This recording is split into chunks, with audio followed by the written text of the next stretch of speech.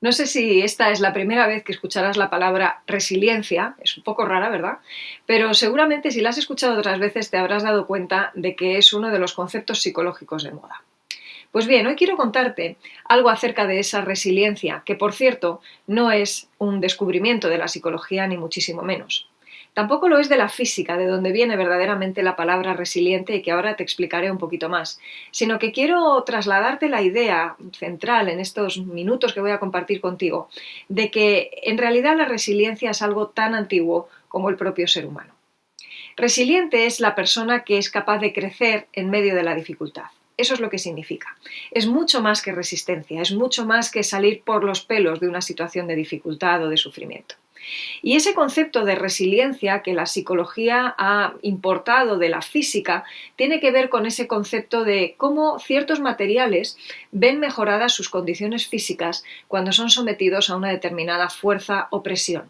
En esos casos ese material de repente empieza a comportarse de una manera mejorada y eso permite poder darle usos diferentes y haber fortalecido las características de ese material. Cuando en su momento se importó ese concepto a la psicología, lo que se pretendía trasladar era esa idea de lo que vulgarmente explicamos como que lo que no te mata te hace más fuerte.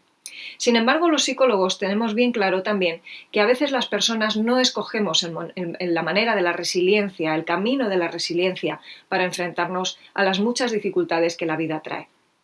Tanto unos como otros, todos, y lo estamos viviendo en estos días, nos damos cuenta de que la vida es un largo camino de dificultades y de que muchas veces las personas podemos optar por dos vías posibles ante esa dificultad. La una es resignarnos y dejarnos morir, la otra es enfrentarnos a la situación y ver de qué maneras podemos, si no cambiarla, al menos mejorar la forma en la que lo afrontamos.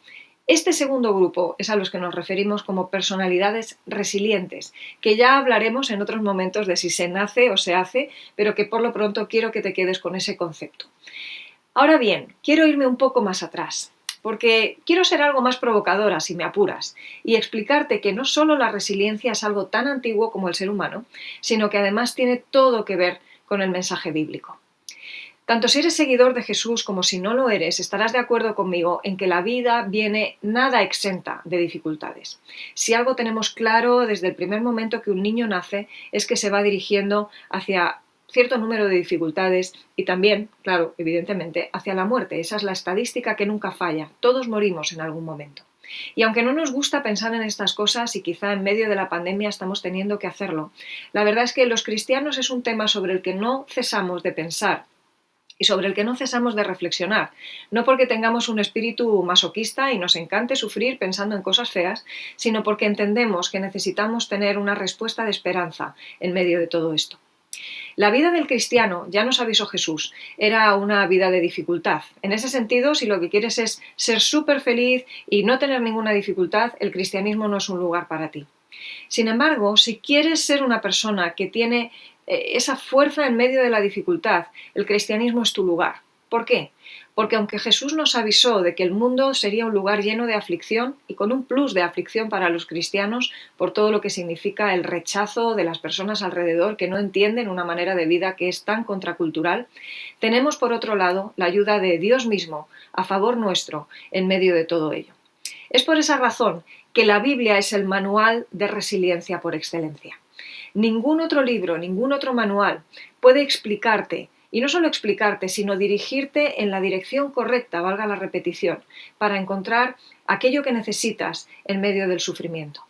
Quiero traer a tu mente algunos textos que seguramente te van a sonar, y eso de alguna manera te va a ilustrar por qué digo tan insistentemente que la Biblia es un gran manual de resiliencia. Fíjate en lo que decía, por ejemplo, este texto. Por tanto, no desmayamos. Antes, aunque nuestro hombre exterior se va desgastando, el interior, no obstante, se renueva de día en día. Si eres un lector habitual de la Biblia, seguramente sabes quién escribió estas palabras y más o menos dónde, ¿verdad? ¿Te suena el apóstol Pablo en la segunda carta a los Corintios, en el capítulo 4? Esas palabras son una de las mejores definiciones de resiliencia que he leído.